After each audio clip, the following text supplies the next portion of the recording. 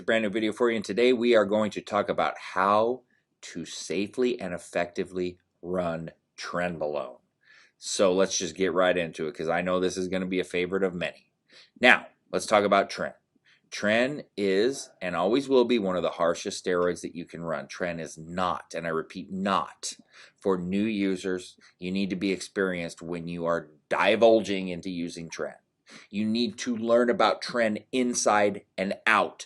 You should with whatever you're using, because anytime you're putting a foreign substance in your body, especially an anabolic or a performance-enhancing drug, you should know everything about it. But that is out of my control. I'm only telling you things that should be common sense. So I want to talk to you about how to run it properly. I'm not going to get into all the effects and all that. Those are separate videos. Now, we got different esters of Tren. Obviously, we've got Trenbolone acetate, we've got Trenbolone enanthate, and then we've got, Tren no ester, Tritren. I'm not going to get into all that. I'm going to talk to you about the basic Tren enanthate, Tren and acetate. All right? So, now I always recommend your first time using Tren to go with acetate. Why? Well, because for people that are using Tren or that have used Tren, you know that Tren can emotionally affect you in a major way. It can have a major effect on you mentally. And that alone is pause to cause. So, what does that got to do with the esters you're using? Well, if you use Tren acetate first and you're not handling it well, the good thing about a short ester is it's in and out of your system, so that can get out of your system quickly. Because let's face it, the side effects with Tren are not for everybody. They don't sit well with everybody. Some people will get overly aggressive. Some people will get night sweats to the point where they can't take it. The insomnia, the mental aspects of it. The list goes on and on. The blood pressure, the cholesterol. It's an abundant list, and it's not one that you want to have problems with. So if you run Tren acetate, it's in and out of your system quickly.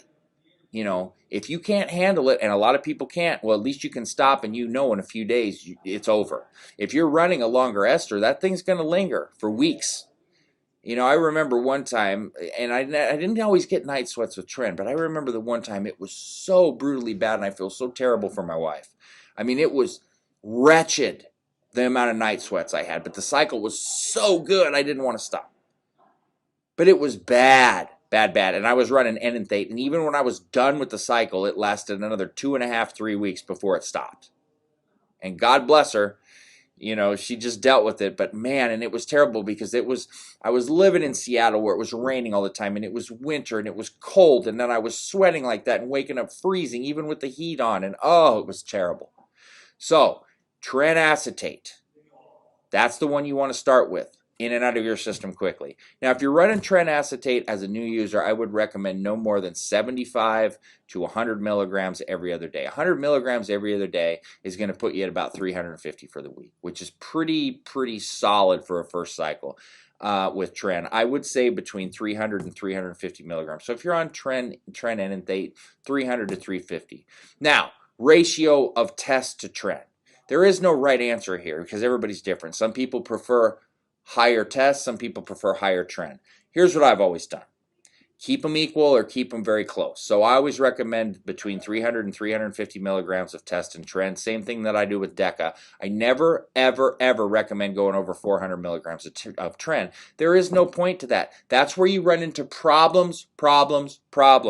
You can get just an abundance of the benefits without the problems if you just run the doses moderately and properly.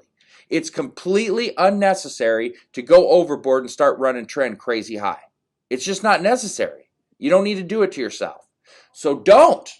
Tren enanthate, I really, literally 10 weeks is plenty. And Tren acetate, 6 to 8 weeks is plenty. You can go longer with both, sure.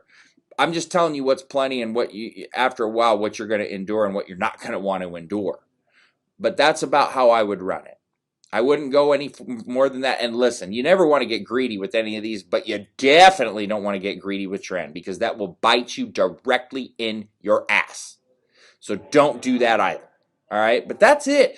Don't make it harder than it has to be. Look, you got to protect yourself. All right? So if you're running test, control your estrogen. If you're running Tren, then you obviously have to look for things like prolactin. All right? Now, that's either Dosinex Caber or Promi. Vitamin B6, if it's low enough, should do the job. Now, I always recommend GW 501-516 with Tren because Tren will just destroy your cardio and it will also hurt your blood pressure and your cholesterol, all three of which GW 501-516 addresses. All right. You want to still run on Tren and have your cardio, you need GW.